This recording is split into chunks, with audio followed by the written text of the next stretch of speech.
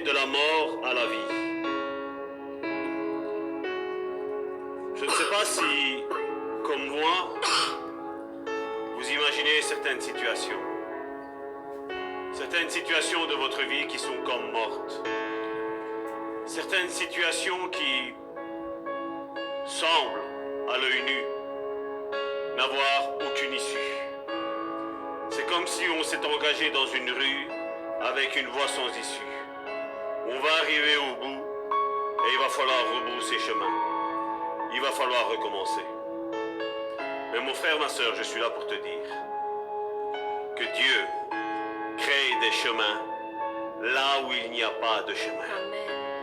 Bien souvent, il y a des situations qui nous semblent dépassées. Bien souvent, il y a des situations qui nous disent « Comment tu vas faire, Seigneur ?» Et comme nous avons l'habitude de le dire ici, l'important n'est pas de savoir.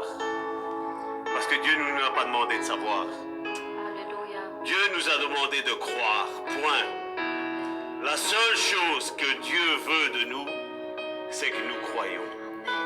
Et je sais que lui, là, il va frayer un chemin où il nous semble qu'il n'y a rien, où il y a une voie sans issue.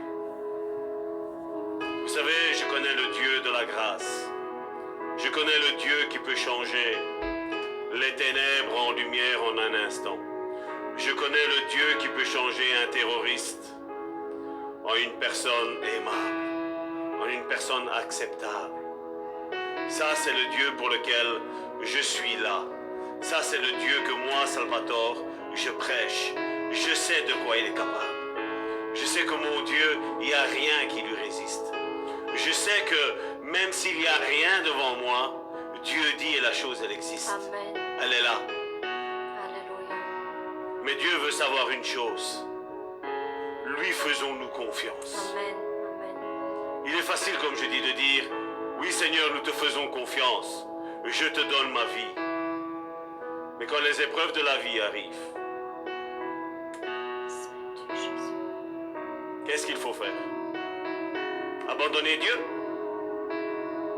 Je crois que ce serait la pire des solutions, ma frère. Je pense sincèrement. Mais au contraire, on doit montrer à l'ennemi de nos âmes.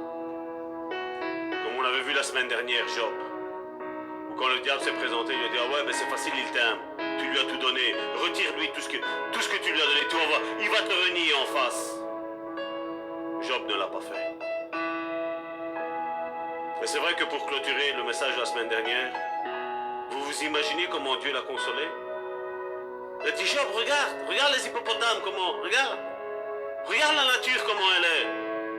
Moi je vous dis sincèrement, si vous venez pour une consultation en relation d'aide, difficilement je pourrais vous parler, je dis ça aujourd'hui, de l'hippopotame, que Dieu a créé un hippopotame, que Dieu a créé le léviathan, que Dieu a... Moi je n'aurais jamais pensé à ça, mais Dieu y a pensé. Dieu y a pensé.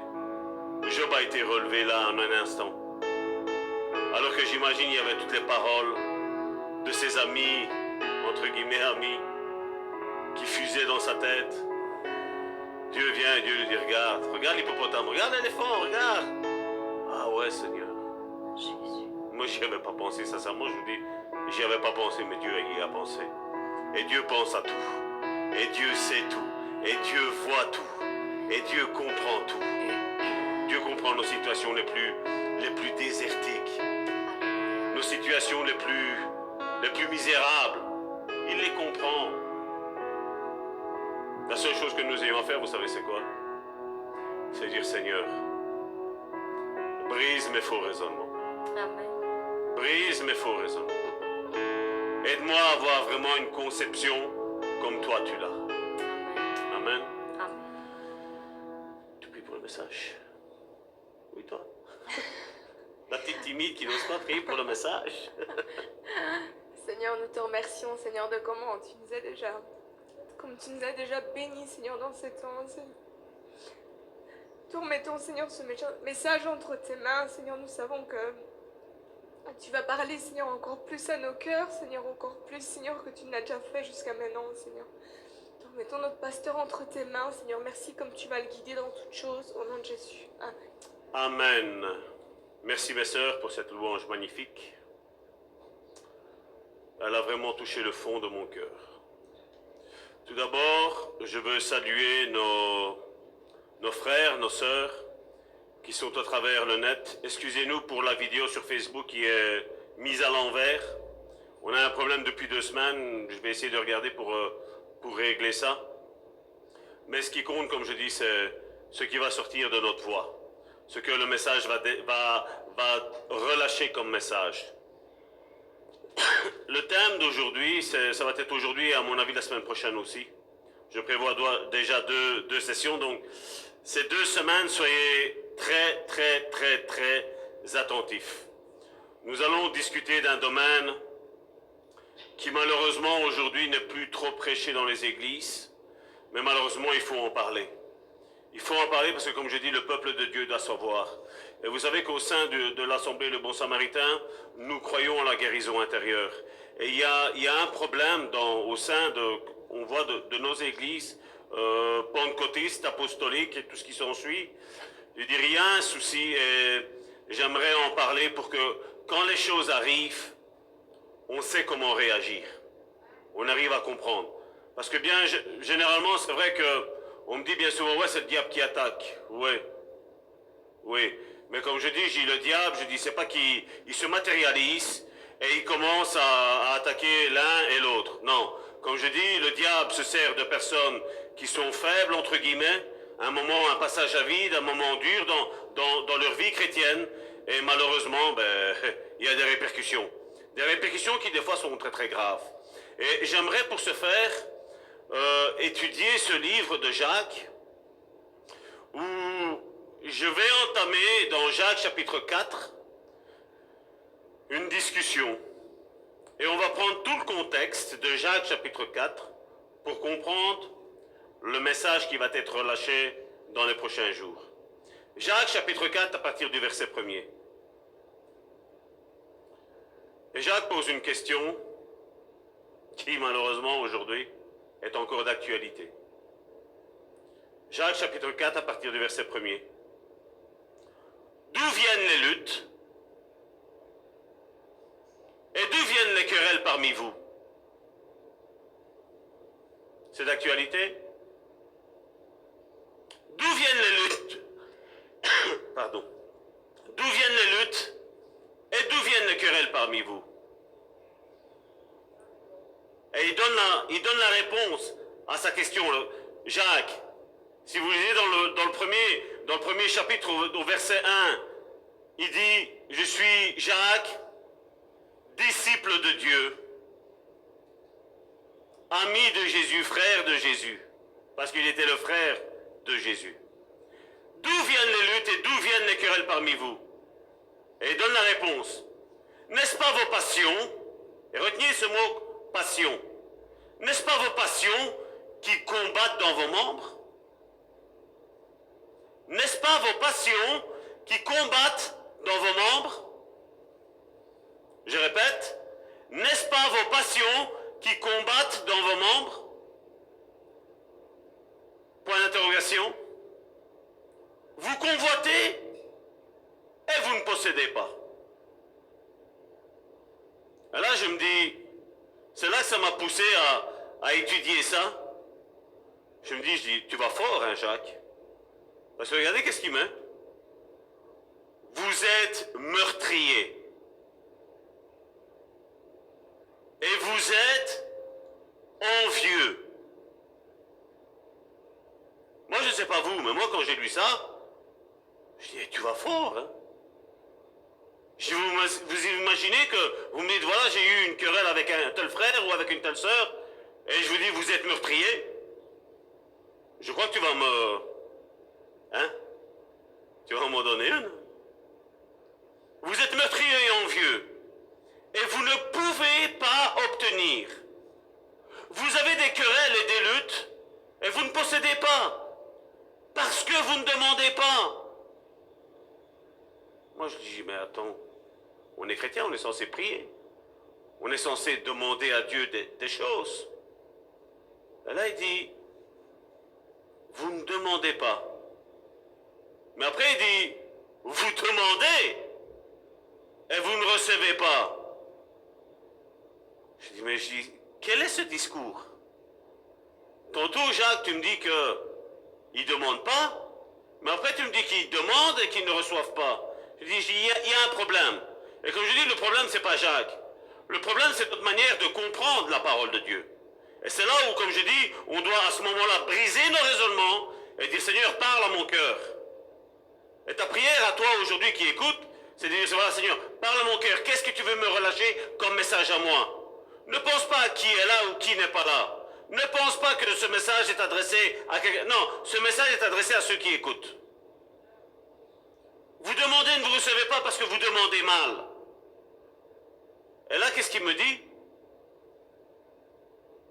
Qu'est-ce qu'il me dit? Vous demandez mal dans le but de satisfaire vos passions. C'est bizarre, hein? Sur 3 versets, 2 fois Jacques parle de passion. Et puis, je ne sais pas, le verset 4, il commence en fanfare. Adultère que vous êtes. Moi, j'ai dit, Seigneur, change-moi le message. Donne-moi, j'ai pas envie de prêcher sur ça. Moi, Salvatore, j'ai pas envie. J'ai pas envie que... J'ai envie que, voilà, je leur parle de la grâce, de ton amour, de ta bonté. La sœur Mignon m'a dit, non, il fait. Tu es appelé à guérir l'intérieur des personnes. En tant que, pour moi, tout pasteur est appelé à ça. Pour moi, c'est pas, comme j'ai dit, que ce soit la délivrance, que ce soit la guérison intérieure. C'est un travail qui est là. Je lisais le psaume 139, je vais dire, de la semaine, et je me suis dit, ben voilà, ça c'est le travail des bergers. C'est le travail que normalement, voilà, tout berger doit faire. Et là, il dit, adultère que vous êtes, ne savez-vous pas que l'amour du monde est inimitié contre Dieu? Celui donc qui veut être ami du monde se rend ennemi de Dieu. Croyez-vous que l'Écriture parle en vain? C'est une question qu'il pose. Hein? C'est pas... Non, c'est une question qu'il pose. Il dit, croyez-vous que l'Écriture parle en vain? C'est avec jalousie que Dieu chérit l'esprit qu'il fait habiter en nous. Et là, je me dis, mais comment ça se fait qu'il y a tout ce bazar là avant? Et là, maintenant, il parle que Dieu chérit l'esprit qu'il a mis en nous. Quand je dis que je parle de relation d'aide, qu'on vient me dire, Salvatore, la relation d'aide n'est pas dans la Bible. Moi, je dis, il n'y a pas plus aveugle que celui qui ne veut pas voir. Parce que pour moi, c'est clair. C'est avec jalousie que Dieu chérit l'esprit qu'il a fait habiter en nous. Il accorde au contraire une grâce plus excellente. C'est pourquoi l'Écriture dit, Dieu résiste aux orgueilleux, mais il fait grâce aux humbles. Verset 7. Soumettez-vous à Dieu.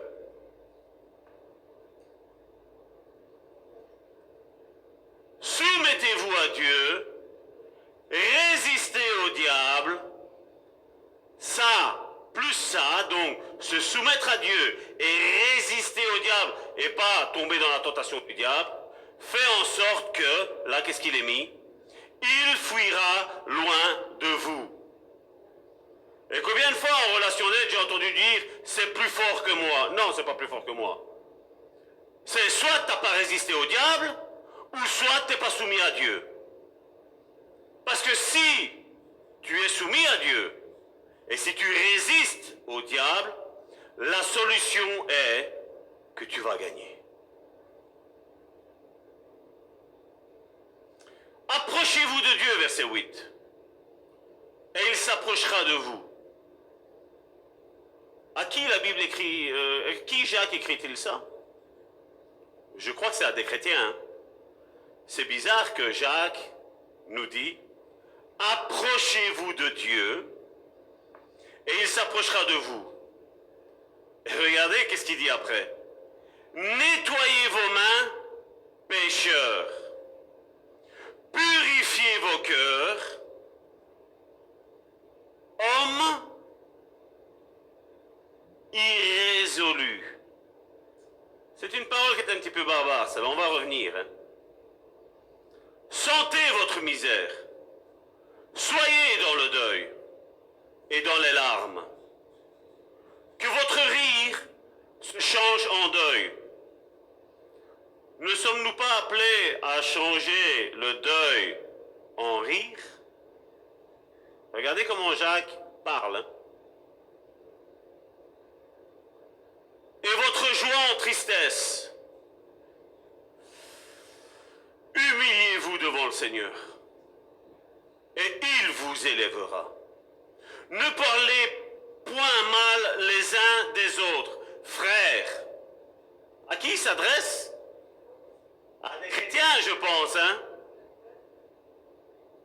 Celui qui parle mal d'un frère ou qui juge son frère parle mal de la loi et juge la loi.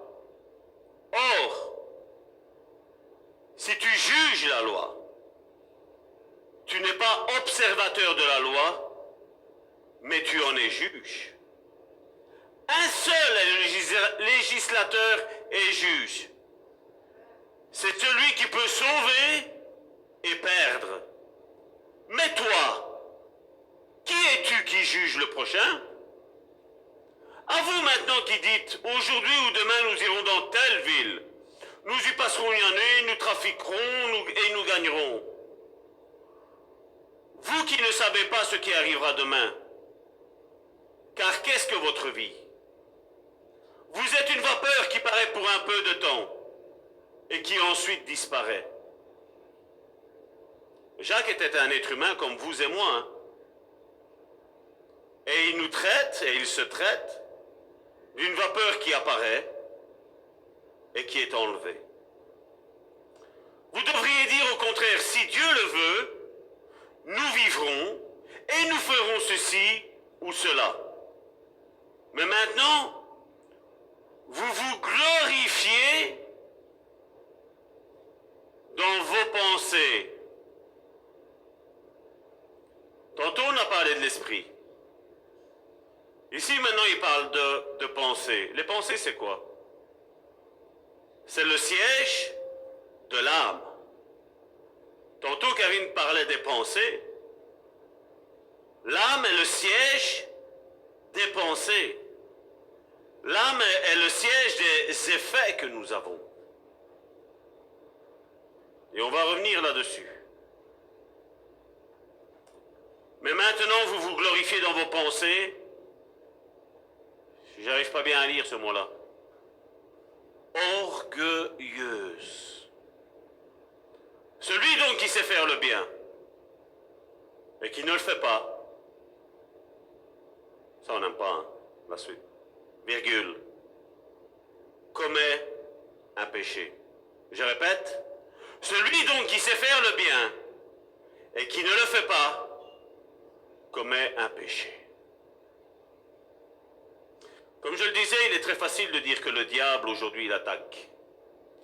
Et moi, Salvatore, je dis que bien souvent, le diable rentre dans une église, il s'assied et il prend note. Parce que même les chrétiens l'ont dépassé malheureusement aujourd'hui. Même lui n'avait même pas pensé comment on puisse faire du mal aujourd'hui. Aujourd'hui, l'élève a dépassé le maître, le diable. Il est facile de mettre le diable à toutes les sauces, de l'en excuser, de dire voilà, c'est le diable qui fait ça. Non, non, non, non, c'est pas le diable. C'est pas le diable. Si le diable m'injecte une pensée d'aller voler, c'est ma responsabilité d'y aller ou de ne pas y aller. Hein. Mais ma responsabilité est de ne pas y aller. Mais si je l'écoute, je vais aller. Mais si j'écoute Dieu, je ne vais pas y aller. Et je suis étonné aujourd'hui de voir des chrétiens dire oh, « mais non, mais ça va, tout est grâce, tout est... » Sincèrement, je suis étonné. Et donc on le voit, que c'est notre responsabilité. Dans Jacques chapitre 4, verset 1, ce que nous avons lu, d'où viennent les luttes? Et d'où viennent les querelles parmi vous? Et dit, n'est-ce pas vos passions qui combattent dans vos membres? Il ne parle pas du diable. Là, Jacques est en train de parler que l'homme, la femme, est responsable de ce qu'il va faire, de ce qu'il va dire.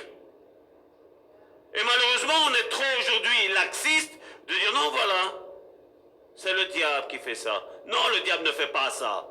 Il injecte la pensée, oui. Mais le faire ou ne pas le faire, ça dépend de toi, ça dépend de moi. Ça dépend de, comme je dis, comment j'ai la compréhension de qui est Dieu. Moi, c'est pas parce que je sais que Dieu excuse tout péché que je vais aller me jeter dans le péché. Non. Je n'y pense pas. Et combien aujourd'hui, oh, je suis marié. Oh, qu'elle est jolie cette sœur. Oh, qu'elle est jolie cette femme. Qu'est-ce que Jésus a dit? Rien que dans les pensées, l'adultère est déjà consommé. Et là, Jacques nous dit, adultère que vous êtes. Et combien, comme je dis, surtout quand on est pasteur, on dit, non, moi je ne suis pas adultère, hein, moi, non. Ben non, hein, non, hein. Hein? Pourquoi aujourd'hui attribue-t-on des choses au diable alors que notre responsabilité est souvent engagée? Premièrement, parce qu'aujourd'hui beaucoup trop de pasteurs ont été nominés par des hommes, ou des pasteurs ont été nommés à travers l'école biblique. Voilà, t'es pasteur. Mais quand je dis pasteur, ça n'a rien à voir avec l'école biblique. Être pasteur, ça n'a rien à voir avec la nomination que les hommes font ou ne font pas. Regardez ce que 1 Samuel chapitre 2 verset 35 dit. C'est Dieu qui parle, il dit « Et je m'établirai un sacrificateur fidèle qui agira selon mon cœur et selon mon âme. Je lui bâtirai une maison stable et il marchera toujours devant mon oint. » Jérémie chapitre 3 verset 15. Voici ce que Dieu dit au peuple d'Israël. Je vous donnerai des bergers selon mon cœur. Et ils vous paîtront, ils vous feront manger. Ils vous donneront à manger quelque chose d'excellent, avec intelligence et avec sagesse. Actes chapitre 13 verset 21 jusqu'au verset 22. Le peuple d'Israël, il parle du peuple d'Israël. Ils demandèrent alors un roi. Et Dieu leur donna pendant 40 ans Saül, fils de Kis, de la tribu de Benjamin. Puis, l'ayant rejeté, il leur suscita pour roi David, auquel Dieu a rendu ce témoignage. J'ai trouvé David, fils d'Ésaïe, homme selon mon cœur, et qui accomplira quelques-unes de mes volontés. Qu'est-ce qu'il dit amen dans quelques-unes de volontés? Non, regardez ce qu'il est mis. David, fils d'Ésaïe, homme selon mon cœur, qui accomplira toutes mes voies. Toutes mes voies. Toutes, mais pas quelques-unes, toutes. Toutes. Et aujourd'hui, comme je dis, il doit y avoir cet équilibre-là. Aujourd'hui, on parle d'homme de foi. Mais un homme de foi, si n'est pas un homme de sanctification, il n'y a pas de foi. Un homme de foi n'est pas un homme, s'il n'est pas un homme de sanctification, mais s'il n'est pas non plus aussi un homme où il croit en la délivrance. Un homme selon le cœur de Dieu marche selon toutes les voies que Dieu lui a données. Si Dieu dit qu'il y a la capacité de délivrer, eh bien il faut délivrer. Si Dieu dit qu'il y a la capacité d'écouter le peuple de Dieu et de donner des conseils selon son ordre à lui, mais ça, ce sont des pasteurs selon le cœur de Dieu, qui savent écouter le cœur de Dieu. Et combien de fois j'ai vu des chrétiens qui bien souvent me posent des questions, je réponds, alors on essaye, vous savez, de contourner un petit peu ce que je dis. On essaye, non, je fais comme toi, pasteur, comme tu m'as dit, hein, mais seulement tu vois deux voies différentes. Moi, j'appelle ça la schizophrénie spirituelle. Et malheureusement, excusez-moi, c'est comme ça. Nous allons le voir aujourd'hui. Aujourd'hui, nous allons parler de schizophrénie. Nous allons parler que malheureusement, c'est la Bible qui en parle. Et comme je dis, une fois, il y a quelqu'un qui m'a envoyé un mail. Il m'a dit, écoute, Salvatore, je connais quelqu'un qui a des problèmes. Et voici un petit peu, par mail, la lettre que cette personne-là, donc ce psychologue, a conseillé à cette jeune fille. Et moi, je lis le mail, parce que pour voir ce que moi j'en pensais. Je disais, mais tout compte fait. Je dis, si j'en lis, si j'en déduis bien, si je comprends bien, j'ai même dit à Karine, Karine, lis un petit peu cette lettre-là. Est-ce que tu comprends pas ça comme moi? Et elle la lisant, elle me dit, oui, effectivement. La lettre, donc, parlait à une jeune fille, et le psychologue avait déduit que voilà, cette jeune fille devait se ôter de toute relation avec un homme, et qu'elle devait plutôt se tourner vers une relation avec une femme. Et là, je me suis dit, il y a un gros souci, là. Et je disais, attention, je dis que si les conseils-là sont pris, donc j'ai averti, je dis, il y a un risque d'homosexualité qui va arriver plus tard. Je dis, il faut faire attention. Parce que comme je dis, oui, tous les hommes ne sont pas parfaits. Mais excusez-moi, toutes les femmes ne sont pas parfaites non plus. Hein. Vous êtes d'accord avec moi? Hein? Je dis que ce soit l'un, que ce soit l'autre. Je dis, nous ne sommes pas tous parfaits.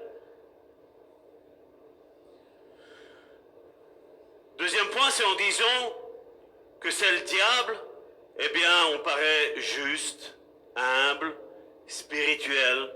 Et moi, regardez ce que la Bible me dit dans Jean chapitre 8, verset 34. En vérité, c'est Jésus qui parle, je vous le dis, le répliqua Jésus, quiconque, hein, donc y compris les pasteurs, y compris les ministres de Dieu, y compris les fidèles qui viennent dans une église, quiconque se livre au péché est esclave du péché. C'est Jésus qui parle, c'est pas Salvatore. Hein. Troisièmement, quand tu es esclave du péché, eh bien l'ennemi a un droit légal, spirituel, à te manipuler, afin que tu accomplisses ses desseins à lui.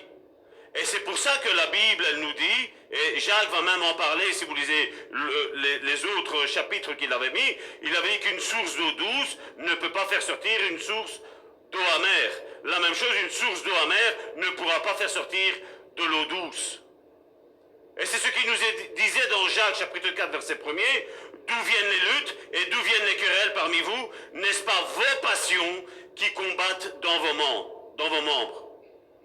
Tiens, bizarrement, on parle qu'il y a un combat dans les membres. Tu peux mettre le verset suivant, Johnny. Qui combattent dans vos membres. Il y a un combat intérieur que beaucoup aujourd'hui disent non. Arrière de moi, Satan. Non. C'est dans nos membres. C'est un combat acharné qui est là. Vous convoitez, verset 2, et vous ne possédez pas. Vous êtes meurtriers. Quelle parole dure, n'est-ce pas? Mais vous savez, il ne suffit pas de tuer avec une arme. Hein. La langue, c'est encore pire. Hein. J'ai connu des personnes qui pendant 40, 50, 60 ans sont restées imprégnées par une parole que leurs parents ou leurs grands-parents lui avaient laissée. Et Dieu veut guérir ça. Dieu veut restaurer ça. Dieu veut abolir cette parole-là. Et comme je dis, ça se passe pas comme ça. La parole qui a été lancée, elle a été dite. Et il faut qu'il y ait une autre autorité. Généralement, comme je disais tantôt, c'est quand un père, un grand-père, une grand-mère, une mère, un oncle, une tante, personne avec une autorité, une personne dans laquelle normalement tu es censé avoir confiance, qui vient te lancer cette parole-là. Il te faut une parole avec une certaine autorité pour venir briser ça. Et les ministères sont donnés justement pour ça, pour abolir dans la vie des chrétiens toute parole, toute malédiction qui a été lancée contre les enfants de Dieu. C'est donnant, c'est comme ça. Et envieux. Et vous ne pouvez pas l'obtenir. Vous avez des querelles et des luttes. Vous ne possédez pas parce que vous ne demandez pas. Vous demandez et vous ne recevez pas parce que vous demandez mal. Dans le but. Et là, qu'est-ce qu'il nous est mis? Le but de nos passions, il est là. De satisfaire vos passions. C'est comme si quelqu'un dirait, voilà Seigneur, délivre-moi de l'esprit adultère. Mais si tu t'y exposes, difficilement Dieu va pouvoir répondre à ta demande, à ta prière. Comme je dis, si je sais que j'ai un point faible, je ne vais pas m'exposer à ça. Je ne vais pas m'exposer. Et des fois, c'est même pire que ça. Parce que des fois, je dois même regarder à ce que l'autre pourrait penser de ce que je vais dire. C'est un combat, hein. Il y a une lutte, hein. Toute personne que nous rencontrons, c'est pas parce qu'elle va parler de Dieu qu'elle est chrétienne, hein. Généralement, qu'est-ce que la Bible nous dit?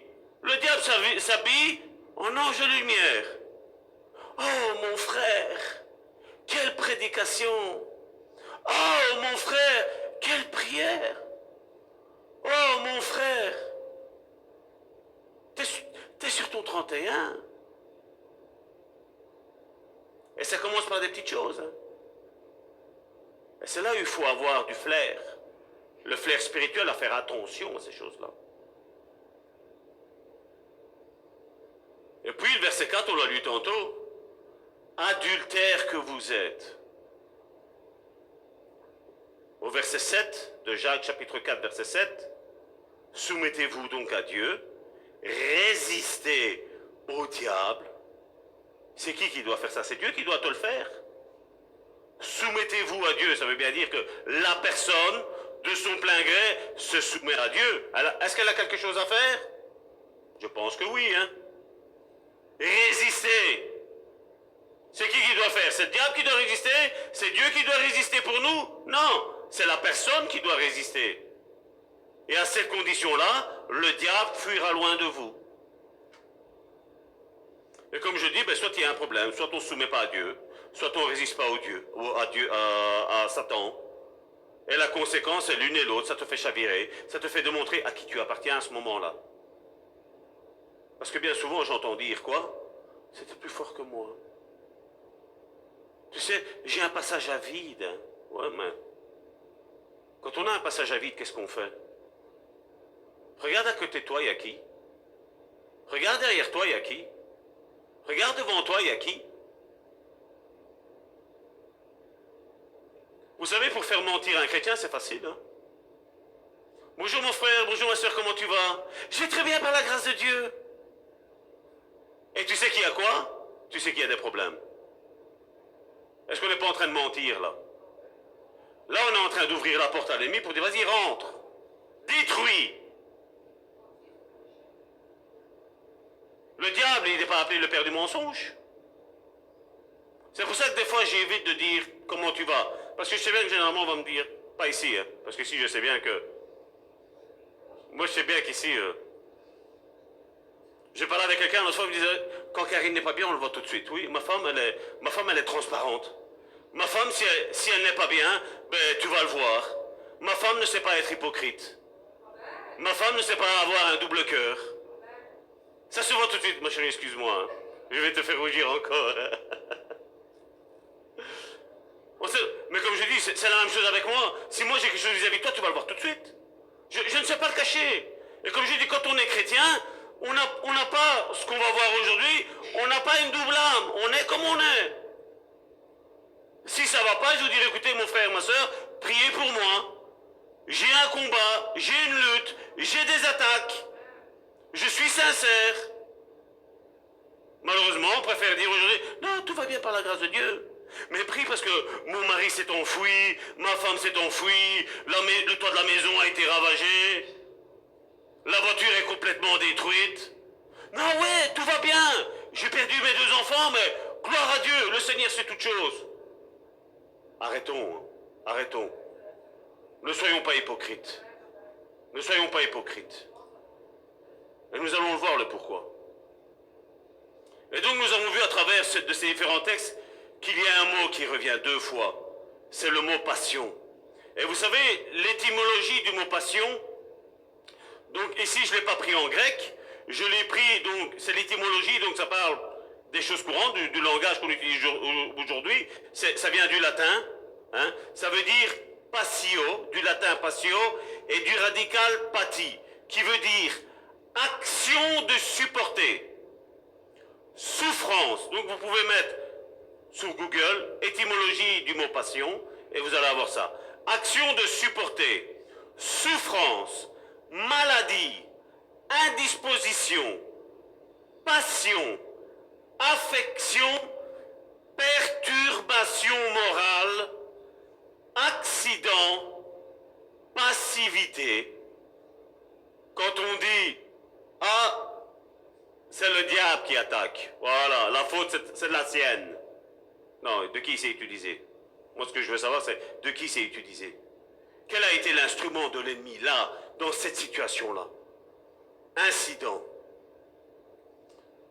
Et en grec, le mot utilisé, donc je le prends parce que nous avons notre sœur qui est là, qui est grecque, c'est Aidonai. Donc ça s'écrit H-E-D-O-N-E. Et ça se prononce Aidonai. C'est bien ça? Qui veut dire plaisir. Les désirs du plaisir. Et ce mot est utilisé quand on parle de plaisir, mais aussi de volupté. Vous savez, c'est quoi la volupté? Passion, délice. Mais quand Jacques parle de ça, la question que nous devons poser, c'est qu'est-ce qui nous fait souffrir? Parce que c'est le thème. Qu'est-ce qui nous fait souffrir? L'Épître ici nous parle, comme je le disais, donc des passions qui nous combattent dans nos membres. Donc des luttes intérieures, donc dans nos membres. Mais d'où viennent-elles? Et donc pour comprendre pourquoi il parle de ces luttes, il faut retourner au premier chapitre. Parce que vous savez, malheureusement, comme je dis, c'est bien que la Bible est divisée en chapitres, en versets, c'est magnifique. Mais malheureusement, le chrétien d'aujourd'hui, si on ne lui explique pas, ben, il pense qu'un chapitre est une histoire. L'autre chapitre est une autre histoire. Mais la Bible est un tout. Comme je dis, ici je parle du livre de Jacques, comme je l'ai dit au début, ben, il faut repasser maintenant, pardon, retourner vers Jacques. Est-ce qu'il y a quelqu'un qui sait venir mettre pour les versets? Dans Jacques chapitre 1, à partir du verset 2, Jacques chapitre 1, à partir du verset 2,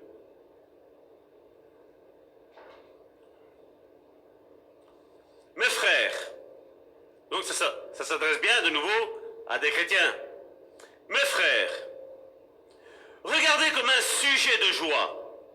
Et donc quand tu vois un sujet de joie, tu vas dire, voilà, il doit y avoir quelque chose de bien qui précède, n'est-ce pas? Regardez comme un sujet de joie complète les diverses épreuves, là, on est moins chaud, auxquelles vous pouvez être exposés. Sachant que l'épreuve de votre foi produit la patience. Mais il faut que la patience accomplisse parfaitement son œuvre, afin que vous soyez parfaits et accomplis, donc entiers, sans faillir en rien.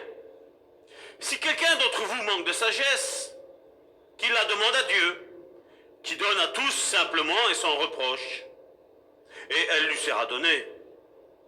Mais qui la demande avec foi, sans douter.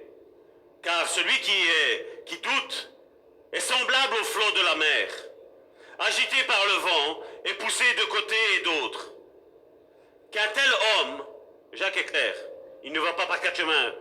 Je crois que j'ai l'esprit qui était sur Jacques, il est sur moi, il tranche. Qu'un tel homme ne s'imagine pas qu'il recevra quelque chose du Seigneur. Et tu ne l'auras pas. Et là, il dit, c'est un homme irrésolu.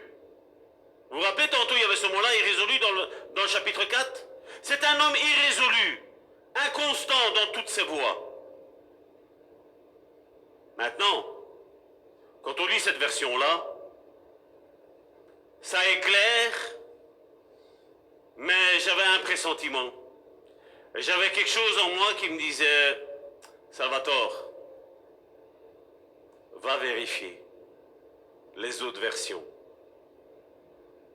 Et moi, vous savez quand c'est comme ça, moi, Saint-Esprit, il sait qu'avec moi, il peut me demander ce qu'il veut. Quand c'est pour la parole, quand il y a des fois, il faut dire quelque chose, je sais que je suis un petit peu réticent parce que des fois, je me suis trompé en disant la chose avant le terme et ça cause des dégâts. Et comme je dis, il faut être... Mais là, quand le Saint-Esprit me dit ça, on va prendre la Bible, gloire à Dieu, merci Seigneur. Et donc j'ai pris des différentes Bibles et nous allons les lire aujourd'hui. Il y a la Bible du semeur qui nous dit dans donc Jacques chapitre 1 du verset 7 à 8, regardez qu'est-ce qu'il est dit. Qu'un tel homme ne s'imagine pas obtenir quoi que ce soit du Seigneur. Quoi que ce soit du Seigneur. Pourquoi? Son cœur est partagé. Il est inconstant dans toutes ses entreprises. Vous savez, il y en a beaucoup qui disent Dieu m'a dit. Mais alors vous voyez le Dieu m'a dit aujourd'hui, mais quand vous voyez le Dieu m'a dit de hier, il contredit de ce qu'il avait dit le jour avant. Dieu m'a dit, et après on change. Parole de vie, pardon. Parole de vie dit, celui-là ne doit pas penser qu'il va recevoir quelque chose du Seigneur. C'est quelqu'un qui ne sait pas choisir sa route. Tantôt il avance, tantôt il recule. Et combien de fois j'ai entendu dire, hein, comment ça va ta vie chrétienne? Oh, il y a des hauts, il y a des bas. Il y a des hauts, il y a des bas. Qu'est-ce qu'il nous a mis ici? Tantôt il avance, tantôt il recule. Et comme je disais, une fois j'ai parlé avec quelqu'un qui me disait, Salvatore, j'ai l'impression de ne pas avancer. Mais sincèrement, je voyais que la personne avançait. Et je disais, non, ne dis pas ça comme ça. Tu es en train d'avancer. C'est pas parce qu'il y a une épreuve que tu dois avoir le sentiment que tu recules. L'ennemi veut te faire croire que tu recules. Mais non, tu es en train d'avancer, parce qu'on l'a vu. Prenez un sujet de joie, les diverses épreuves qui vous arrivent dans votre vie. Bien souvent, on voit les épreuves comme quelque chose qui nous fait reculer. Mais Dieu ne les envoie pas pour que tu recules. Dieu t'envoie les épreuves pour que tu avances. Dieu permet les épreuves pour que tu grandisses, pour que tu arrives à la patience, pour que tu sois un chrétien accompli. Le Dieu que moi je sers, ce n'est pas le Dieu qui est là pour te détruire, mais c'est le Dieu qui est là pour te reconstruire. Jean chapitre 10, verset 10, je ne l'ai pas pris, mais c'est ce qu'il nous dit. Le diable ne vient que pour voler, tuer, égorger, détruire. Il dit, mais moi, je suis venu afin que vous ayez la vie en abondance. Ça, c'est le rôle de Dieu, et ça, c'est le rôle du diable. Dieu nous a mis le chemin, là, il est là. Choisis celui de Jésus, parce que là, tu vas avoir une vie en abondance. Mais avant d'avoir cette vie en abondance, malheureusement, il y a des choses que nous, on n'aime pas. Ben, on va avoir les attaques, on va avoir les guéguerres, on va avoir les querelles, on va avoir tout ça. Regardez ce que Darby dit, au verset 8. Il est un homme incertain dans ses pensées. Qu'est-ce que j'ai dit tantôt, les pensées, c'est quoi? L'âme. Pas l'esprit, l'âme. Il est incertain dans ses pensées, inconstant dans toutes ses voies. Donc, moi je vais dire déjà, rien qu'avec ça m'éclaire énormément, n'est-ce pas? Mais les deux versions qui suivent, je vois qu'elles sont bien plus explicites. La Bible Osterwald traduit le verset 8, l'homme dont le cœur. En tant que chrétien, nous savons que quand la Bible parle de cœur, c'est l'âme, c'est le psyché. L'âme. L'homme dont le cœur est partagé est inconstant dans toutes ses voies. Il fait une constatation ici, la Bible Osterwald. La Bible Osterwald dit, quelqu'un qui a le cœur partagé, sa ligne de conduite sera toujours partagée, tout le temps. Et là maintenant, c'est celui qui nous intéresse le plus aujourd'hui. C'est la Bible Martin, qui a traduit ça dans Jacques chapitre 1, verset 8. L'homme, qu'est-ce qu'il est mis là? L'homme double de cœur. Qu'est-ce que j'ai dit? Le cœur, c'était quoi? L'âme. L'homme double de cœur est inconstant dans toutes ses voies. Donc maintenant, on voit que le mot irrésolu, donc ce que nous lisons dans la Bible 8 secondes, ça se lit dipsokos en grec, qui veut dire esprit double. Donc avec deux esprits. Vous avez jamais connu des chrétiens, ou des fois, comme je dis, des fois même notre propre vie, hein. Là, je suis bien, et après, il y a quelque chose qui arrive, et je crie. Dipsokos, double âme, qui veut dire aussi vacillant, incertain, doutant, divisé en intérêts. C'est fou, hein? Vous voyez pourquoi il est important de méditer la parole de Dieu? Vous voyez pourquoi aujourd'hui, malheureusement, il se passe tout ce qui se passe au sein de nos églises? Mais comme je dis, on n'est pas là pour regarder qui que ce soit, on est là pour se regarder soi-même. De dire, voilà, j'analyse ma vie. Ma vie, comment elle est? C'est vrai, voilà, Seigneur, je sens que des fois je suis irrésolu. Seigneur, viens m'aider. Seigneur, j'ai besoin d'aide. Et Dieu te dira, voilà, soit tu te diras, voilà, mon frère, ma soeur, monte dans ta chambre, ou soit qu'est-ce qu'il va te dire? Va voir ton pasteur. Ou va voir un tel frère ou une telle sœur. Donc l'orientation. Mais comme je dis, je ne dois pas être dans ce dipsokos où je suis énervé. Comme je dis, je n'aime pas ce terme, se mettre en communion, parce que pour moi, je pense qu'on ne se met pas en communion. Je pense que quand l'Esprit Saint est là, on est toujours en communion. Je pense que même on peut y avoir, je veux dire, un moment où on est un petit peu vacillant, je veux dire, mais tout de suite on se relève. La Bible dit, le juste tombe 7 fois sur une journée, mais il se relève tout le temps. Et c'est comme ça qu'on doit être. Mais comme je dis, je ne peux pas aller demander ça quand je suis tombé. Je demande ça quand je me suis relevé, j'ai reconnu ma souffrance, j'ai reconnu mon problème. Je dis, Seigneur, je veux de l'aide. Et à partir de ce moment-là, à partir du moment où Dieu voit que tu vois ta misère, que tu es tombé, Dieu va te donner l'aide qui t'a besoin. Je ne pense pas que Dieu va te laisser comme ça. Et certains manuscrits parlent de dipsyché aussi, double âme. Et on le voit dans les textes de Bible du Semeur, de la Bible, la parole de vie qu'on a lue, et encore plus clair, je vais dire, dans la Bible Martin. Et certains me diront, mais Salvatore, nous n'avons qu'une âme. Et moi, je vais vous dire, oui, je ne suis pas en train de dire que tu as deux âmes. Je dis que tu as une âme. Parce qu'aujourd'hui, je tiens à préciser ce que je pense aussi, parce qu'aujourd'hui, malheureusement, je vois qu'on aime bien prendre des extraits de prédication. Ah, t'as vu? Un tel a dit ça. Donc ici, je suis en train de parler que chacun d'entre vous, nous sommes un esprit, une âme et un corps. On en a déjà parlé. Et soit on a l'esprit de Dieu, ou soit on a l'esprit du monde, le diable.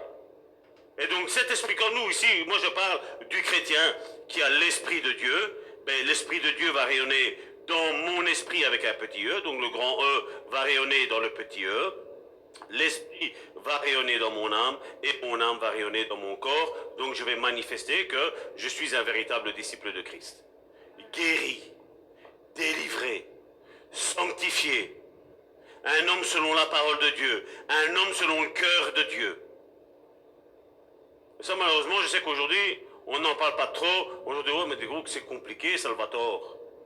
Et bien souvent, je vous dis, mes propos sont déformés quand je donne des conseils, parce que, ben voilà, les personnes sont doubles de cœur, et alors, non. Alors devant, c'est, oui, mon frère. Et après, c'est, oh, mais il n'est pas normal, Salvatore. Hein. Parce que ça ne fonctionne pas, hein, ce qu'il me dit, lui. Hein. Parce que moi, j'ai tout le temps fait comme ça. Hein.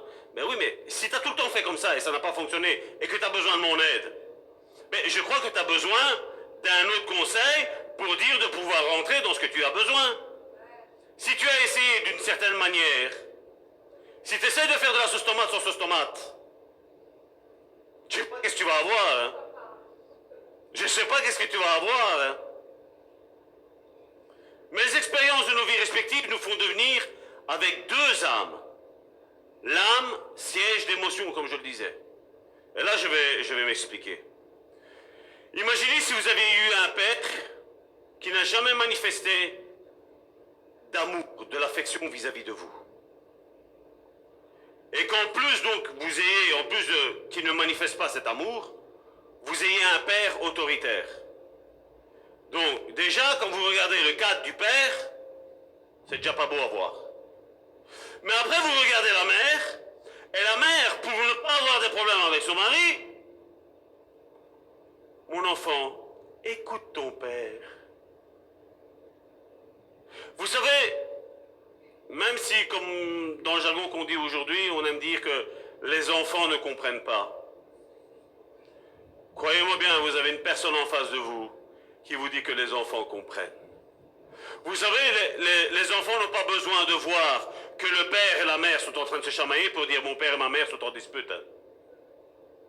Comme je le dis, si vous voyez moi ou si vous voyez ma femme, vous allez voir tout de suite qu'il y a eu quelque chose. On ne sait pas le cacher. Grâce à Dieu, ma chérie, on peut le dire, hein, c'est rare qu'on se dispute tous les deux. C'est vraiment très très rare. Parce que comme je dis, on a appris, je veux dire, c'était pas ça au début de notre vie commune. Je veux dire, parce qu'après, quand Dieu m'a changé, m'a transformé, ben moi j'ai compris que la pauvre, elle avait toutes les raisons, et moi j'avais tous les torts. Moi j'ai compris que j'étais orgueilleux, et qu'elle, elle était humble. Parce qu'avoir un mari comme moi j'étais, c'était pas facile pour elle. Mais qu'est-ce qu'elle a fait? Elle a agi en tant que bonne chrétienne, même si elle n'est pas dans les églises, mais elle avait sa petite communion avec Dieu. Mais Dieu lui avait mis dans le cœur de prier pour moi. Parce que c'est vrai qu'avec ses yeux, qu'est-ce qu'elle voyait? Un type orgueilleux, un type méchant, un type sans intérêt pour elle, un type qui ne lui donnait pas d'amour. C'est ce qu'elle voyait avec ses yeux. Mais Dieu savait que ce qu'il allait faire avec moi. Et Dieu savait que là, maintenant, je veux dire depuis maintenant un bon bout de temps, de quand il a touché notre cœur, ben maintenant nous sommes là en train d'aider des couples, à donner des conseils aux couples. Parce que nous sommes passés par des problèmes. Et si je n'aurais pas passé par des problèmes, qu'est-ce que j'aurais pensé? Ben tout va bien dans le meilleur des mondes. Comme je dis, je ne suis pas en train de m'excuser. Mais Dieu a permis que je fasse toutes ces erreurs-là pour me rendre compte de ma misère que j'avais. Même si je ne croyais pas en Dieu, même si pour moi j'étais agnostique, je ne croyais vraiment pas en Dieu. Pour moi, il n'y avait pas de Dieu. Mais quand ça allait mal, je dis Dieu, si tu existes, je sais pas moi, essaie de faire quelque chose pour moi. Hein. Mais je ne croyais pas en Dieu, hein. Mais je m'adressais quand même à lui. Et je crois que la plupart des agnostiques, c'est ce qu'ils font. C'est ce qu'ils font. Même les personnes qui ne croient pas en Dieu. Récemment, il y a eu une situation, je veux dire, à un endroit que je vais taire, parce que bon, j'ai remarqué que dans cet endroit-là, j'ai vu qu'on vient écouter mes prédications. Donc je vais me taire. Donc, et qu'est-ce qu'il a été dit? Mais voilà, il y a eu une situation, et après, mais tu crois pas en Dieu, toi? Ouais, mais bon, écoute, c'est bizarre, mais voilà, il s'est passé ça, et hop, et on recommence, on se fait le signe de croix.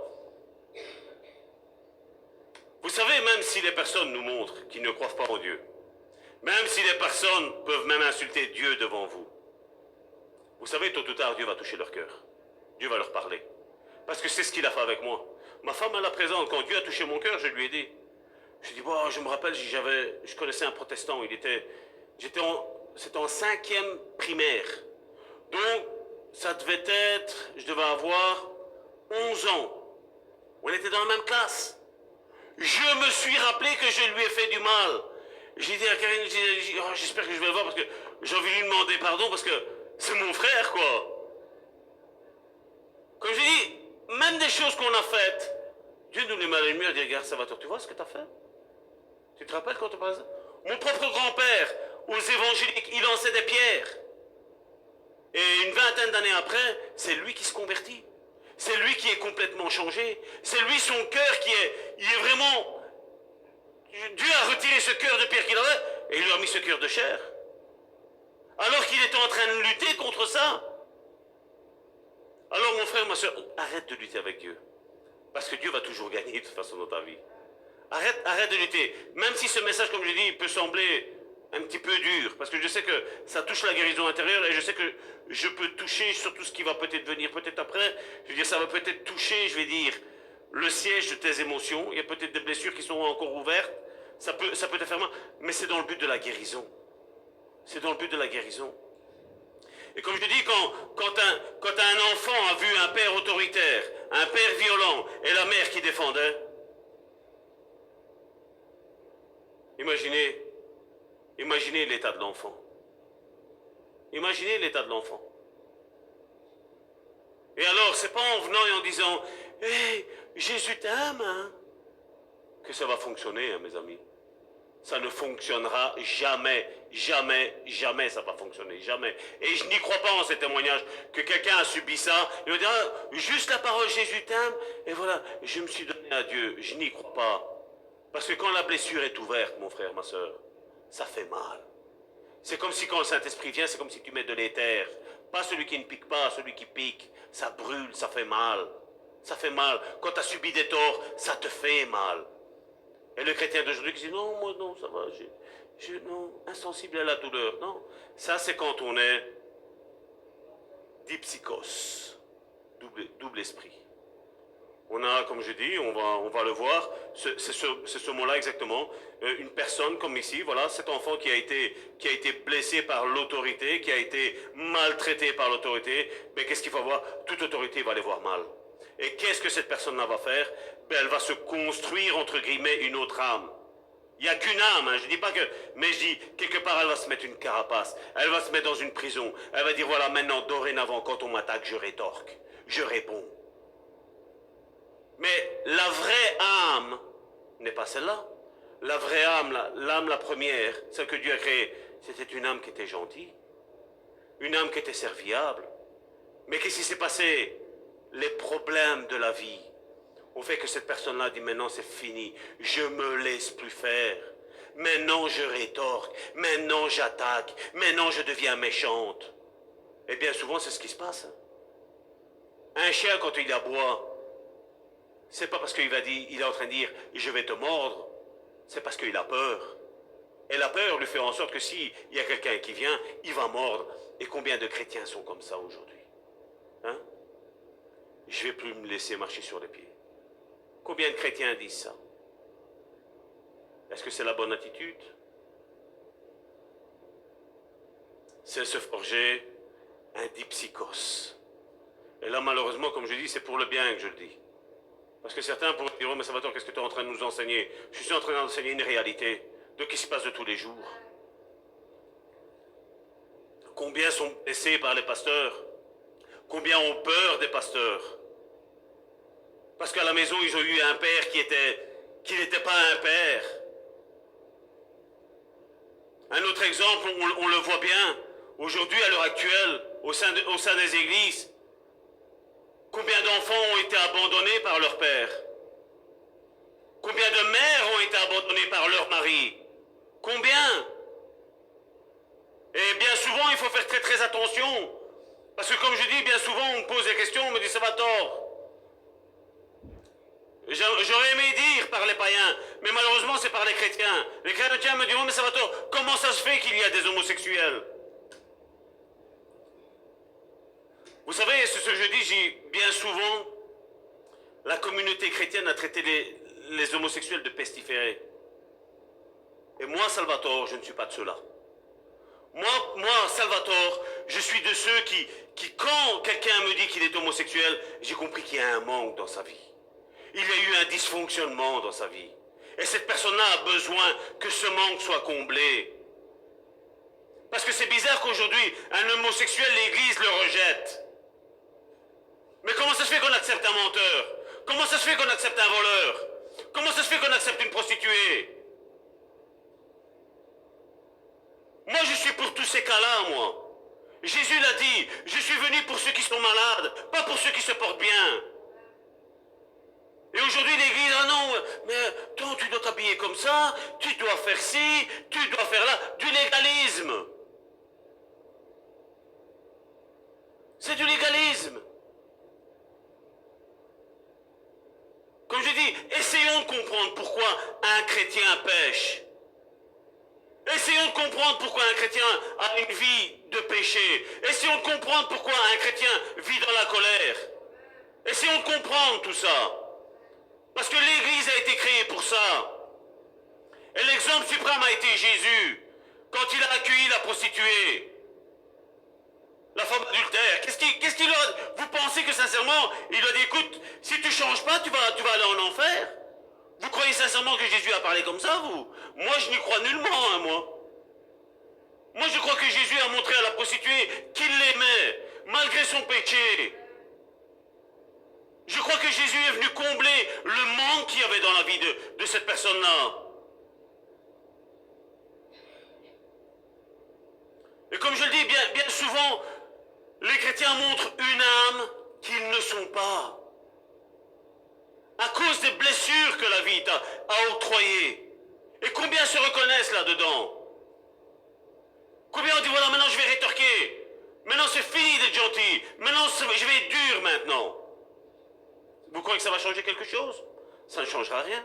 Ça va montrer une personnalité que tu n'es pas. Et c'est le dipsychos, ça. C'est la personne qui est double, qui est chancelante. Et donc on va voir comment on se fabrique une personnalité ou une autre âme selon ce passage biblique-là. Combien après une colère disent « Mais ce n'est pas moi, je ne me reconnais pas dans ça. » C'est pas vrai? Vous vous êtes déjà mis en colère et de dire « Mais qu'est-ce que j'ai fait là ?» Et donc dans ce contexte, on parle d'une double âme. La personne a son âme, mais elle a créé une autre âme pour se défendre. Et donc c'est comme ça que beaucoup de personnes se fabriquent une autre personnalité que la leur. C'est la même chose quand tu parles avec un chrétien. Quand des fois tu as l'inspiration du Saint-Esprit, qui te dit voilà, dans la vie d'un tel frère, il y a tel péché. Il m'est arrivé de dire à certaines personnes, de dire voilà, je ressens dans l'esprit que des générations antérieures, ben voilà, il y avait de la sorcellerie dans ta vie. Et alors bien souvent, comme on se présente comme prophète dans la vie chrétienne, et le fait qu'ils sont décelés qu'il y a un problème de voyance dans leur vie, on fuit, on part, parce qu'on se sent décelé. Ça, ce sont les dipsychos qui ont une vie d'apparence, mais à l'intérieur, il y a cet esprit de voyance qui agit. Et aujourd'hui, comme les chrétiens n'ont quasiment plus de discernement, de un, parce qu'ils ne sont pas remplis du Saint-Esprit, de deux, parce qu'ils n'ont pas de communion avec Dieu, et de trois, parce que ben voilà, tout ce qui se dit chrétien, ben voilà, amen, amen, amen, amen. Non, non pas amen, non, non. Le fruit ne trompe pas le fruit. On a besoin de demander du discernement. Tantôt, je parlais de l'homosexuel. Imaginez si un homosexuel vient ici, comment vous allez l'accueillir? Moi aussi. Tout à fait. Aimons le pécheur et pas le péché. Comme je dis, maintenant je ne voudrais même pas parler, je vais vous dire sincèrement, je ne voudrais même pas parler de l'acte péché, je vais dire de l'homosexualité. Je ne vais même pas parler de ça. Parce que comme je dis, aujourd'hui on a une mauvaise compréhension. Aujourd'hui, comme je dis, quand un homosexuel rentre dans une église, la seule chose que les chrétiens modernes 2020, super spirituels, trouvent à leur dire, ah, il faut que tu changes ta vie. Hein. Mais comment tu veux qu'il change? Comment tu veux qu'il change? C'est un problème intérieur qu'il y a. Et comme je dis, je ne suis pas en train de pointer l'homosexuel, au contraire. Si je vois un homosexuel, je le bénis. Si je vois un homosexuel, je prie pour lui. Si je vois un homosexuel, je vais lui dire que Jésus l'aime. Que le Saint-Esprit veut changer sa vie. Il veut lui donner ce qui lui manque dans son cœur. Et comme je dis, moi, la chose que j'aime, je veux dire, avec la relation d'aide, c'est que Dieu te révèle des choses.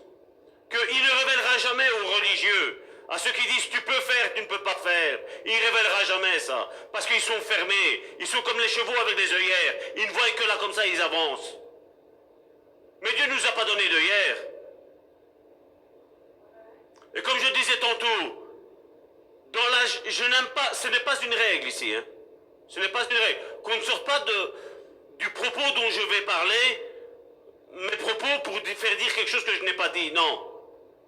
Je dis en généralité, comment un enfant, ou comment une personne devient homosexuelle. Qu'est-ce qui s'est passé? Premièrement, généralement, quand il y a eu un abus, sexuelle, l'enfant va avoir cette orientation-là. Et ce n'est pas, comme je dis, en disant tu ne peux pas faire que ça va fonctionner. Le deuxième point qui pourrait être aussi, c'est une des causes. C'est que le père a été absent. La mère, pendant 9 mois, elle porte cet enfant-là. Le seul contact, le seul qu'il y a entre l'enfant et sa mère, c'est le cordon ombilical qui est là.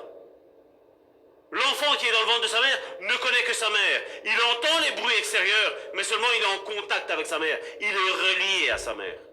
Puis cet enfant naît. Et normalement, l'enfant, même s'il est, on l'a appelé fœtus dans les premiers, je ne sais plus si c'est 2 ou 3 mois, je ne sais plus combien c'est, ce n'est pas important. On appelle ça un fœtus, comme ça, on peut le tuer s'il n'est pas désiré. Puis, qu'est-ce qui se passe? Cet enfant-là est dans le ventre de la mère. Il est expulsé. L'enfant subit un traumatisme à ce moment-là, parce que c'est pas facile de sortir. J'ai assisté à la naissance de nos 3 enfants. Surtout le premier, j'ai été choqué, je dis, comment ça a passé? Il était caché où? Comment elle a fait, ma femme? C'est là que j'ai eu une autre vision de la femme, hein, moi. J'ai dit, mais comment elles sont courageuses, les femmes? J'ai dit, nous, on a un simple rhume, c'est la fin du monde, en tant qu'homme. Ma soeur qui dit, amen, bon, tu passes dans mon bureau après le culte. J'ai dit, quand tu regardes ça, et après, qu'est-ce qui se passe? Là, moi, je suis là. L'enfant, ben, on met l'enfant sur la mère pour pas que l'enfant subisse le rejet. Mais après, qu'est-ce qu'on dit? Monsieur, prenez l'enfant. Parce que l'enfant, parce qu'aujourd'hui, c'est vrai, dans nos milieux chrétiens, on fait réunion des femmes. Mais je crois qu'il faudrait réinstaurer réunion des hommes. On devrait instaurer dans les églises à faire des hommes qui soient des bons maris, premièrement, et deuxièmement, des bons pères. Et malheureusement, ça non, réunion des mères. L'éducation, les mères. Élever les enfants, les mères. Il y a un chanteur, Stromae, qui a fait « Où es-tu, papa ?» Mais combien se reconnaissent là-dedans? Combien même sont nés, il y a un père, il y a une mère, mais il n'y a eu que la mère qui a fait tout le travail. Le père était où, le père? Dieu cherche des pères. Dieu cherche des personnes qui sont responsables. Combien aujourd'hui se marient juste pour avoir des relations sexuelles?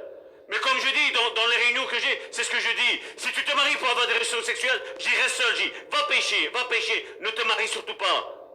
Parce qu'aujourd'hui, nous savons que quand une femme a un cancer, ou quand le mari a un cancer, si tu es marié que pour la sexualité, qu'est-ce qu'il va y avoir après? Mais il va y avoir l'adultère, il va y avoir le divorce qui va suivre.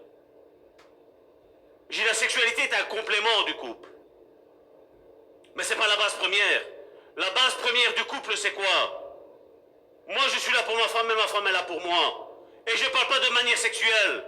Je parle de soutien moral. Je parle de soutien psychologique.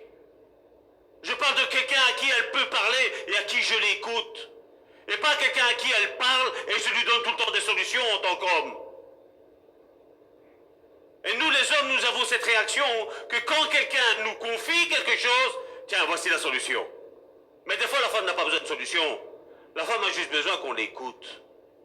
La femme a juste besoin d'être entendue. Et ça, les hommes, ils entendent dur pour ça. Et c'est pour ça qu'au sein du bon samaritain, ben, quand quelqu'un veut devenir un disciple, ben, oui, je passe du temps avec lui. Mon frère Alain, on a passé combien de temps ensemble?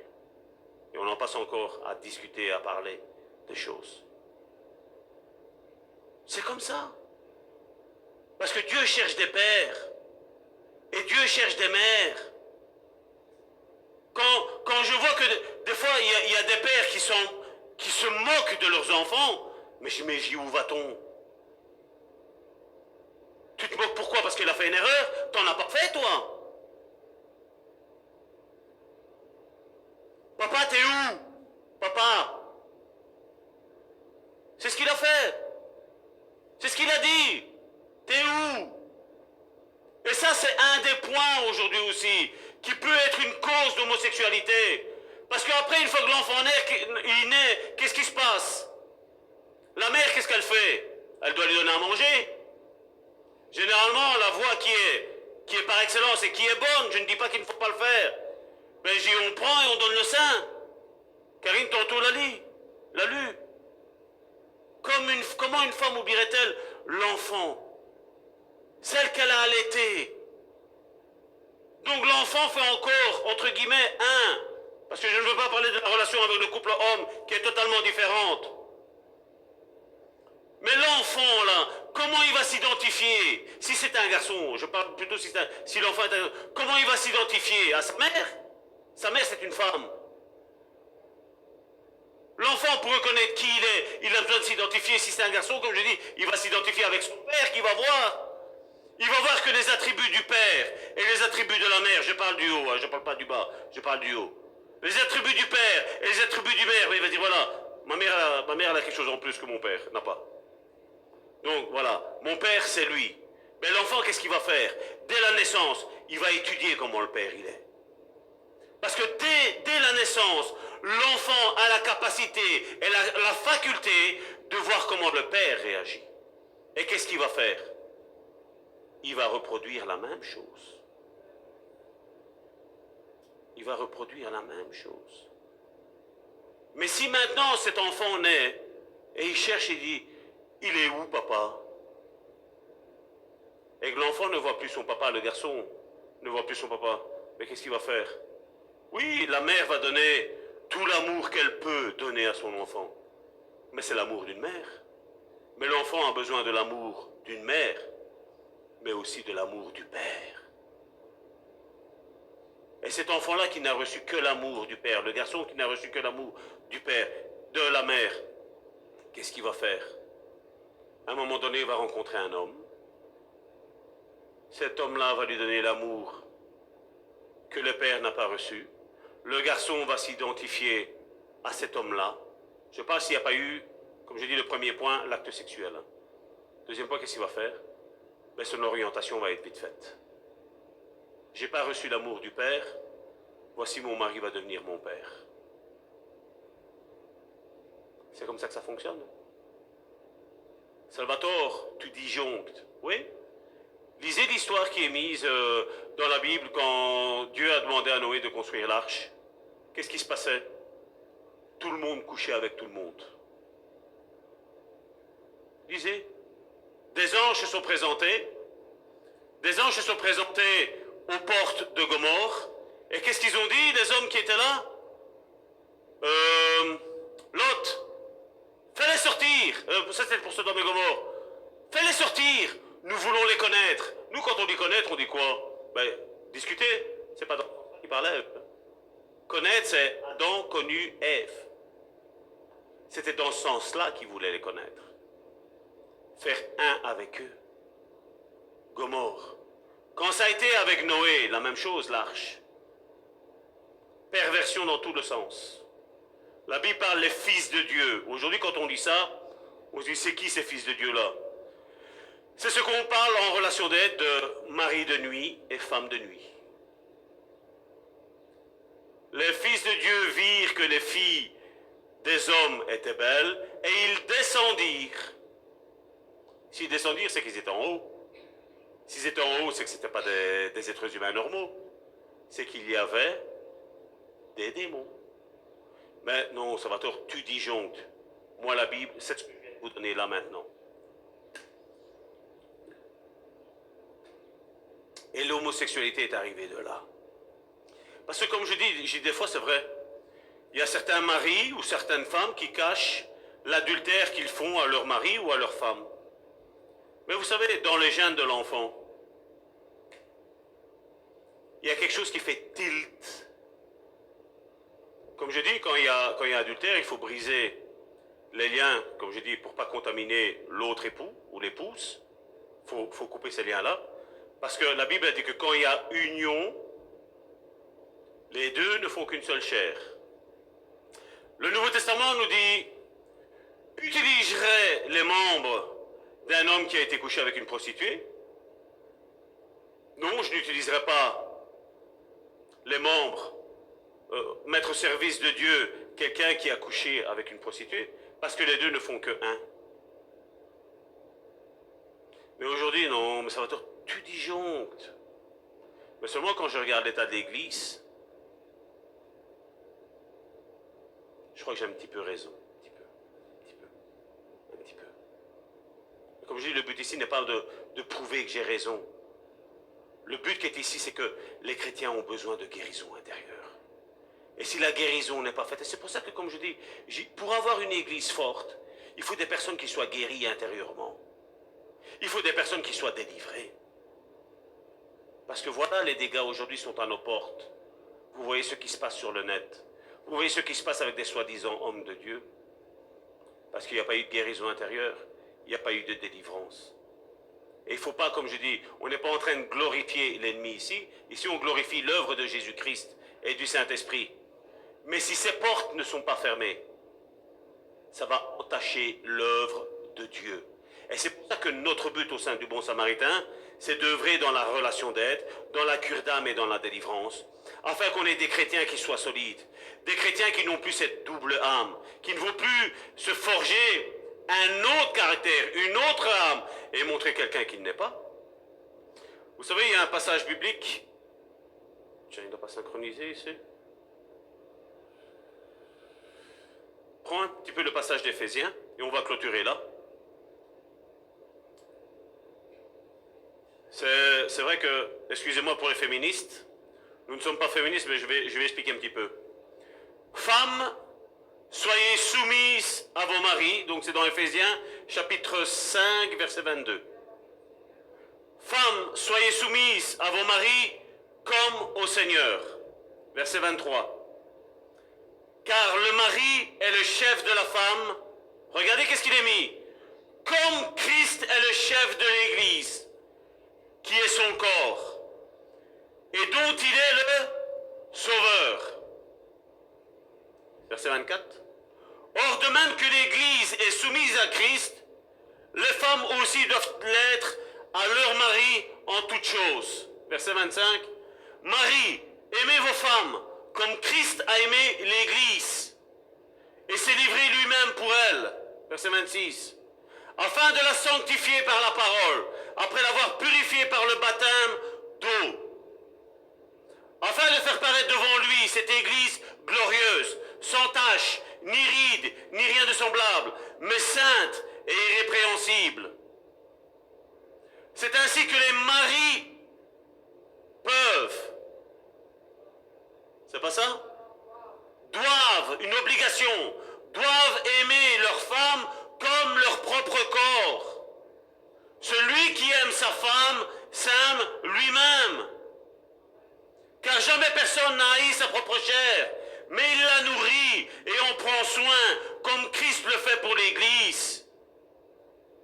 Verset 30, parce que nous sommes membres de son corps. C'est pourquoi l'homme quittera son père et sa mère. Il y a un signe de détachement. Il y a un signe où il y a une cassure qui se passe. C'est pourquoi l'homme quittera son père et sa mère et il s'attache à qui? À sa femme, à sa mère? Non, à sa femme. Et c'est ça que des fois les mamans elles ont du mal à laisser partir le fils. Bien souvent les mères essaient de s'immiscer dans le couple. Comme je dis, je ne suis pas contre les conseils, je ne suis pas contre. Mais comme j'ai dit, et j'ai déjà enseigné mes enfants, malgré qu'ils sont à la maison, je leur dis, quand vous aurez besoin de conseils, papa et maman seront là. Mais maintenant, c'est pas parce que papa et maman vont vous donner des conseils qu'il faudra obligatoirement faire comme papa vous l'a dit, ou comme maman vous l'a dit. Vous ferez votre choix. Mais je sais une chose, que tout est possible. Qu'il y a moyen de tout reconstruire, même après avoir fait des erreurs. Ce mystère est grand. Je dis cela par rapport à Christ et à l'Église. Du reste, que chacun de vous aime sa femme comme lui-même. Et que la femme, là le soumis, ce qui veut dire, respecte le mari. Et combien dans le couple sont en guerre? Hein? En compétition. Combien sont comme ça?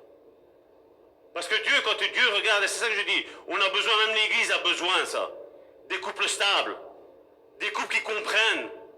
Et comme je dis, la première des choses, oui, c'est bien la relation d'aide, la cure d'âme, la délivrance, c'est bien, mais la première des choses qu'il faille faire, c'est construire des couples solides.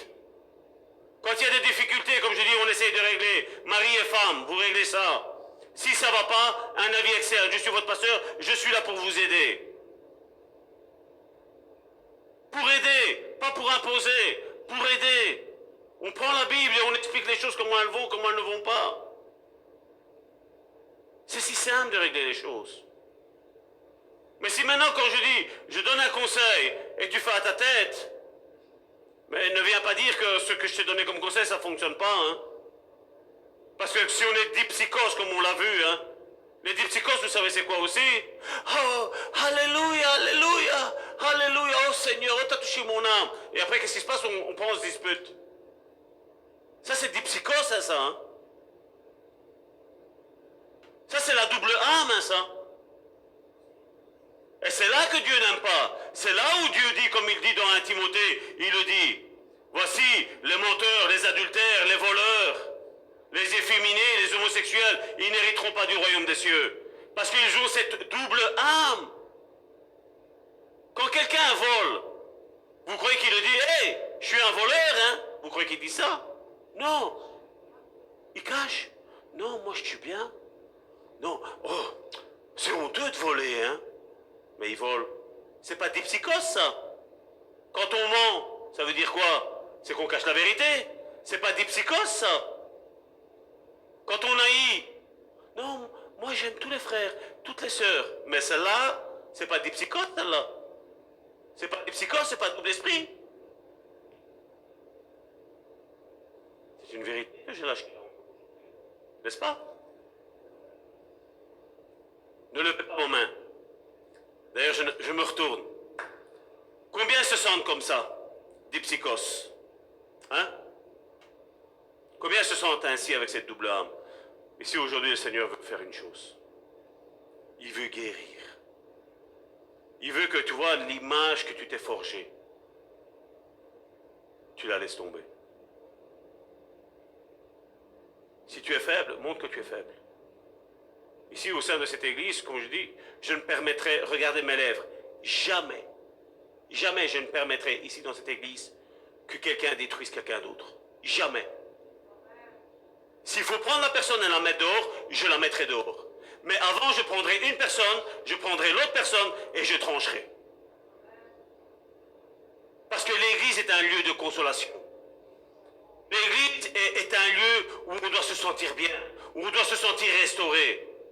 Et oui, je sais, certains pourraient prendre ça et dire, ouh, Salvatore, il a dit qu'il prendrait, il jetterait la personne dehors. Oui, pour le bien des membres de l'église. Parce qu'on doit savoir qui est vrai et qui est faux. Parce qu'on ne s'assied pas à la table de Dieu et la table de l'ennemi. On s'assied à une seule table, une seule table. Et ici, on sert Dieu. Et on ne veut pas de faux semblants. Comme je dis, n'aie pas peur. Si tu n'es pas bien, tu peux me le dire, il n'y a pas de souci. Je ne suis pas là pour juger. Je suis là pour aider. Certains d'entre vous le savent que je suis là pour aider. Mais bien souvent, qu'est-ce qu'on dit? Voilà, non.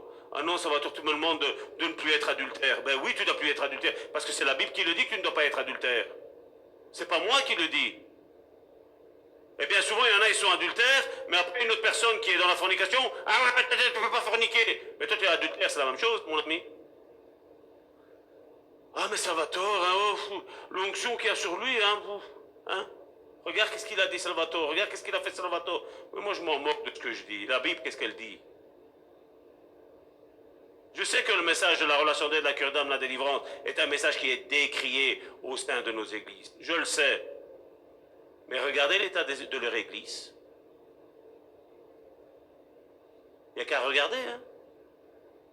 Moi, je crois que Dieu est pour restaurer les couples. Moi, je crois que Dieu est pour former des disciples. Moi, je crois que Dieu veut faire que de bébé, tu deviens adolescent, et d'adolescent, tu deviens une personne mature. Et quand tu es mature, tu rentres dans ton ministère. Il y a ce processus. Amen. Je vais appeler mes sœurs.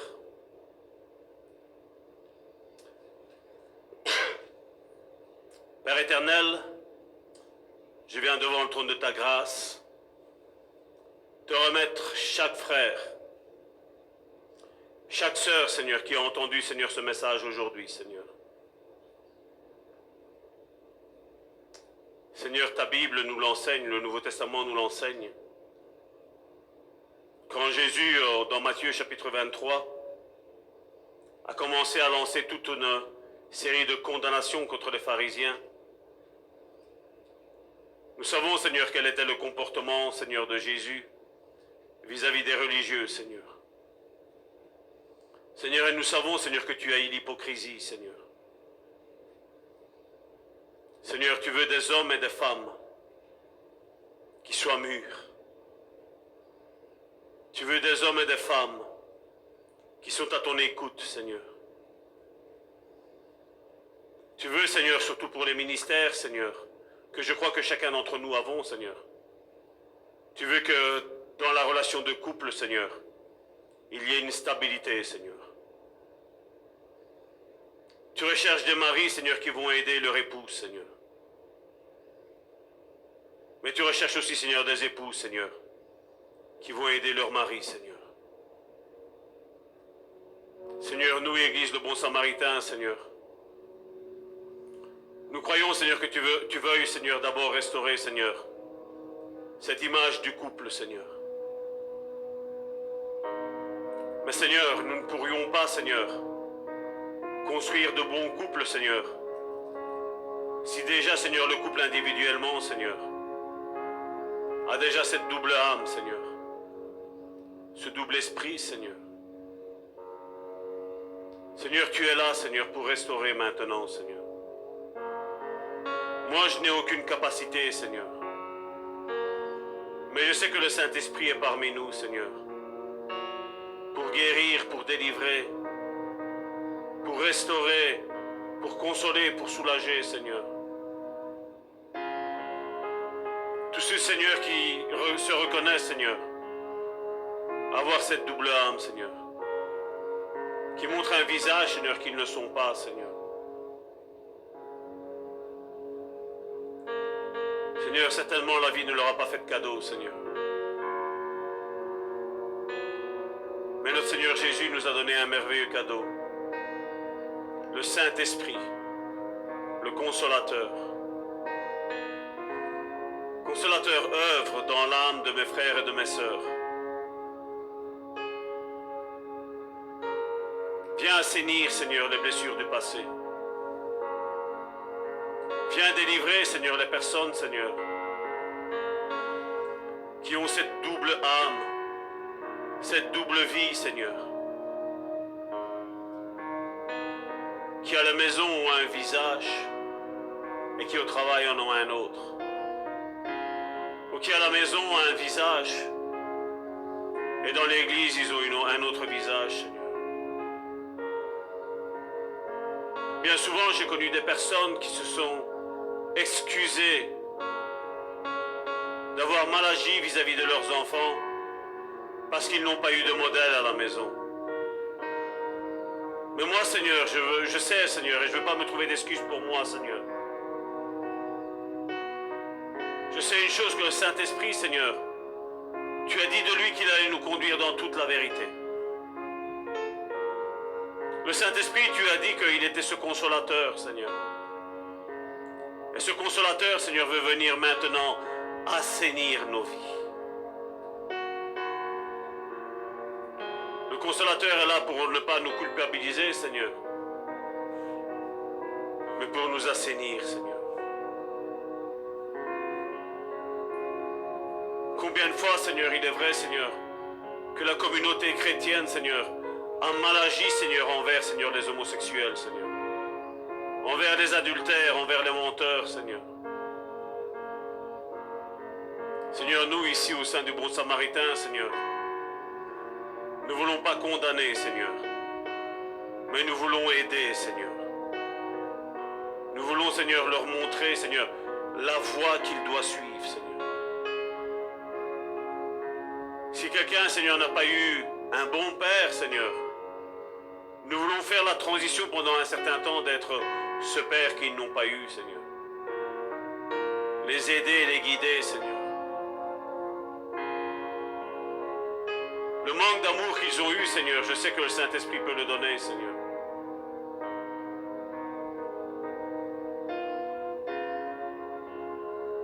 Oui, Seigneur, aide les relations, Seigneur. Nos relations personnelles avec toi, Seigneur. Mais nos relations de couple avec toi, Seigneur. Nos relations de famille, Seigneur, avec nos enfants, Seigneur, avec toi, Seigneur. Viens restaurer la paix, Seigneur. Viens restaurer, Seigneur, la guérison, Seigneur, dans le cœur, Seigneur, de mes frères et de mes sœurs, Seigneur. Aide-nous, Seigneur, à avancer, Seigneur. Oui, Seigneur, aujourd'hui, Seigneur, nous avons compris tous, Seigneur, que nous ne voulons pas avancer et reculer, Seigneur. Oui, Seigneur, nous n'avons pas cette double âme, Seigneur. Agis maintenant, Seigneur, dans l'âme de mes frères et de mes sœurs, Seigneur. Visite l'âme de mes frères et de mes sœurs, Seigneur.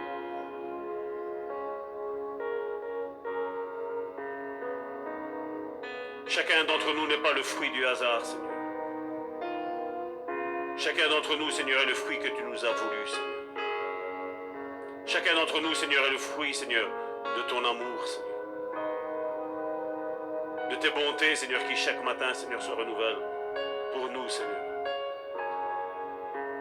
Que nous voyons plus, Seigneur, les différentes attaques, les différentes guerres, Seigneur, comme des choses qui sont là pour nous détruire, Seigneur. Mais au contraire, Seigneur, que nous voyons, Seigneur, ces différentes guerres comme des instruments, Seigneur, où tu vas faire éclater ta gloire, où tu vas nous aider, Seigneur, à grandir, Seigneur, à être des personnes plus mûres, plus matures. Que nous puissions, Seigneur, vraiment, Seigneur, tous être des pères et des mères, Seigneur.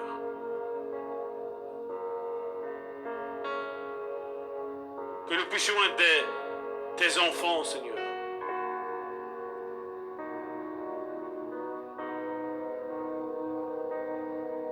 Oui, Seigneur, nous le verrons la semaine prochaine, Seigneur, que pour lutter contre ces passions, Seigneur, il faut la compassion, Seigneur. Il faut la compassion, Seigneur. Et nous voulons avoir de la compassion les uns envers les autres, Seigneur. Je te dis merci, Seigneur. Restaure les vies, console les cœurs, Seigneur. Que les pères fassent leur travail de père. Et que les mères, Seigneur, fassent leur travail de mère, Seigneur.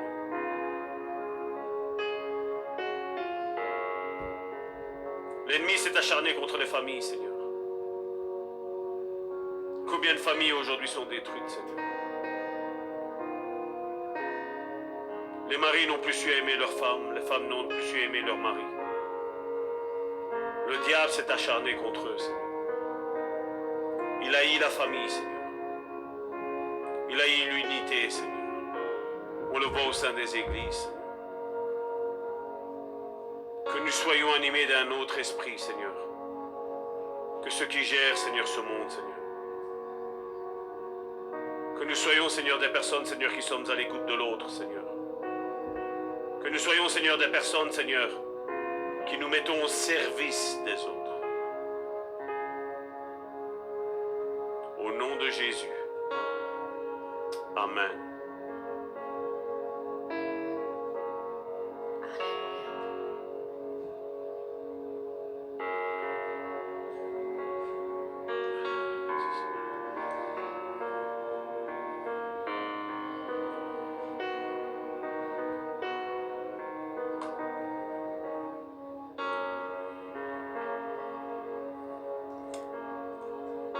Aucun problème n'est trop grand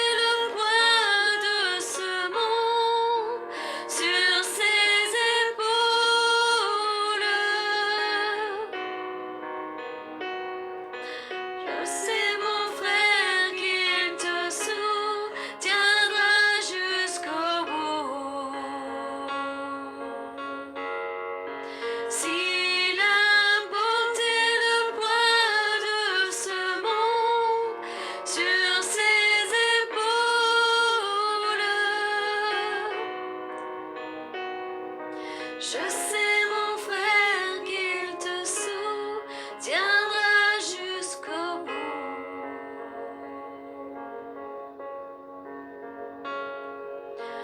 Aucun problème n'est trop grand pour le Dieu vivant.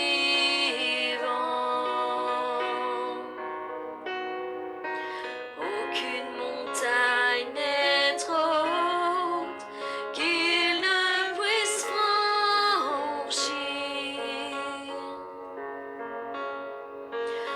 Aucune tempête trop violente qu'il ne puisse calmer.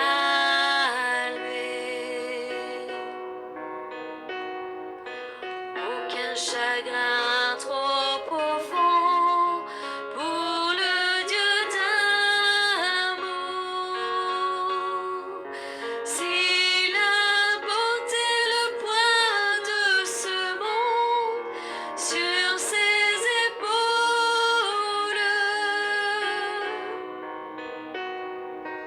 je sais, mon frère, qu'il te soutiendra jusqu'au bout. S'il a porté le poids de ce monde sur ses épaules,